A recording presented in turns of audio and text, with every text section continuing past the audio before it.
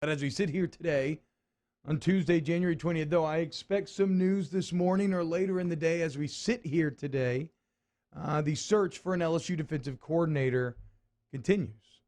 Um, Look, when you're in these searches, you craft your searches around your top targets. And for one reason or another, unfortunately for LSU, they have missed their top targets. I think I would describe Freeman as one.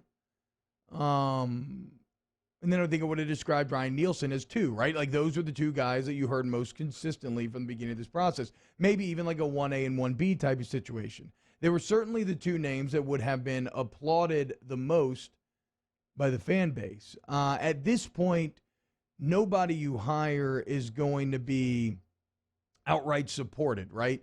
I think the level-headed among us will kind of say, all right, we'll just prove it, right? I mean, you have to have somebody. So whoever you hire now, let's just see if they can prove it. They're going to have a lot of talent to work with defensively, see if they can maximize that talent. And the people that are going to be angry are going to be angry, but that's already written, right? That's already done because you've already missed. And there's already been a couple of high-profile public misses. Now, what's interesting about this situation is we're all trying to piece together everything outside looking in, okay? And so what I have done this morning and last night and really a lot of yesterday is that I've tried to look at the information that is publicly available, and I've tried to really critically think out, okay, how did this all go so wrong? How was this deal done until it wasn't?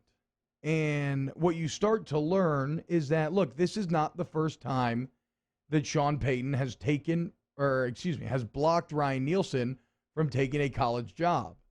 I don't believe from talking to people that was surprising knowledge to anyone. It's maybe not like the most public of knowledge, but it's one of those pieces of information that everybody knows, but maybe nobody's done a full story on, because you constantly see reporters and tweets and other things like, and this isn't the first time, right? So if that's not surprising knowledge to anyone, if we know that Ryan Nielsen's been blocked in the past, I see two ways that this could have gone awry. We're going to explore these. Was it bad legal advice, or was it maybe some bad trust in relationships, or misplaced trust, or a change of heart? Let's start with the bad legal advice, right? Was LSU told that if push came to shove, that Nielsen could wriggle free of the contract going into all of this? According to Ross Dellinger, LSU, and this is a key piece here, right? Because I think one of the main points of frustration is that people seem to think that LSU was somehow surprised that there's language in Nielsen's contract that could block him from going to the college game. I don't buy this for a couple of reasons. First, as we just said, it's knowledge that he's been blocked in the past. But secondly, I would point you towards a tweet from Ross Dellinger where he's talking about how when they were pursuing this deal, that LSU and Nielsen's attorneys tried to get him out of the contract, but the language was just too airtight to get around. Right? So I already find it hard to believe that LSU was taken surprised by the contract, but I cannot believe that Nielsen's own attorneys were unaware of the contract, right? And so if they tried to fight it, then they had to, then where's the rub? Like, where did the problem come in? Right? I mean, if they're competent attorneys, why try to fight something that you kind of know you're going to lose, especially if you've already been blocked in the past? And so, like, playing on that logic, I guess you could say, look, maybe they thought that they could win a legal battle this time around if push came to shove. I mean, that's certainly something that could be the case. Like, when it comes to non-competes in our business, right? Technically, when you leave a job for another job, if it's in the same geographic area, you should not be able to compete for 6 months, maybe a year, depending on whatever your contract says. However, the courts don't always like to keep people from getting other jobs. So it's one of those things where if you want to have a fight, you can go to court and we can hash this thing out. And there's a chance that you're going to win, but you're going to burn a lot of bridges along the way, right? So maybe Nielsen's attorneys thought, look, if we want to fight, we can win. And then maybe Nielsen didn't want to have that fight. But more so than that, like if we avoid, okay. So if Nielsen's attorneys obviously knew the contract, they knew the language in the contract, and then they tried to kind of fruitlessly fight that language, why then pursue all of this in the first place, and how to get so far if this contract that everybody was aware of existed the entire time? And that's where we arrive at, in my opinion, what is the most likely scenario here. And that is that somewhere along the line, some trust was put into relationships that should not have been. Maybe it was a blind trust, right? There is the potential, as hard it is to believe, that Sean Payton did not know that LSU was looking at Nielsen. I think that this is kind of unfathomable.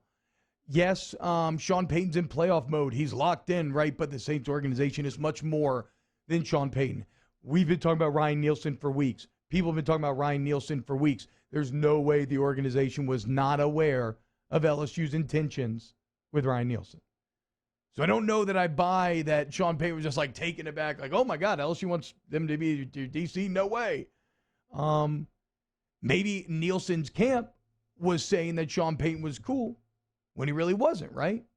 Because make no mistake, like even if Sean Payton was maybe telling them from the beginning, I don't know about this, it's in Nielsen's camp's best interest to try to make this deal happen, because if nothing else, as we've seen, it becomes a point of leverage for getting your client a better deal.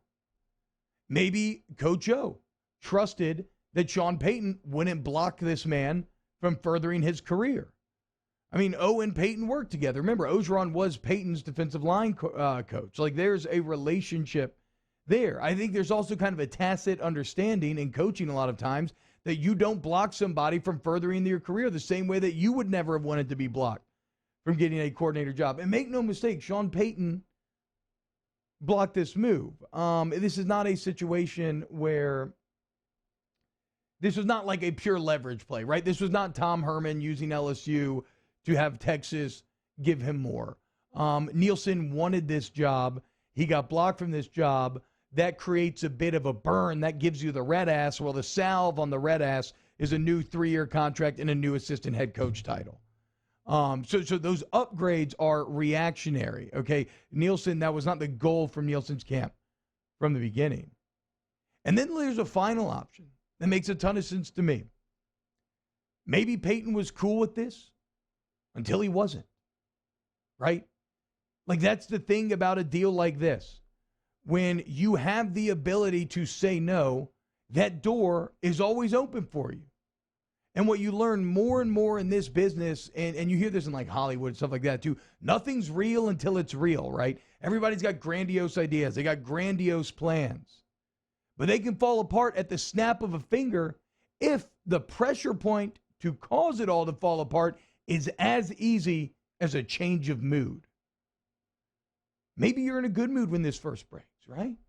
Just won a playoff games or just got slimed. I don't know. You're like, hell yeah, mate. Look, man, you do what you got to do for your career. I love you, but if you want to go to LSU, that's fine. Then all of a sudden, you blow a game against the Tampa Bay Bucks. You got Dan Campbell, your assistant head coach, tight ends coach, leaving to go to Detroit.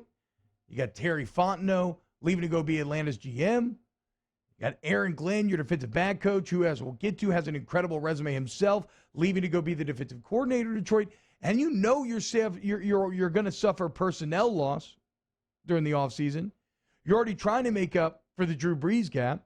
One of the best ways to bridge that gap is through defense. And so all of a sudden, every single resource that you can retain takes on that much more importance. So maybe something that Sean Payton thought he was cool with originally, he then no longer believed that he was cool with. So look, we don't know what we don't know, and I'm trying to just parse through this with outside information looking in. I just don't buy this idea that LSU was somehow taken aback or surprised by this contract language. That is absurd, especially when it's known that he was blocked in the past, when it's known that Nielsen's own attorneys tried to fight it, and when you examine the relationships between the two parties. But in the end, the result is the same. Regardless of the cause, the result is the same. LSU misses out on another defensive candidate, and it's back to the drawing board once again. I expect news sooner rather than later. We will see. But it's certainly disappointing, as I said, this would have been one of the few moves that would have been lauded, I think, by fans pretty much in general. Would have been a home run hire. Instead, it's a strikeout. How's that for a baseball analogy, Musa? You happy now? When we get back, I'm not very happy, but it's time. Let's welcome in Booger McFarland as he's going to victory lap for his Tampa Bay Buccaneers here on Off the Bench.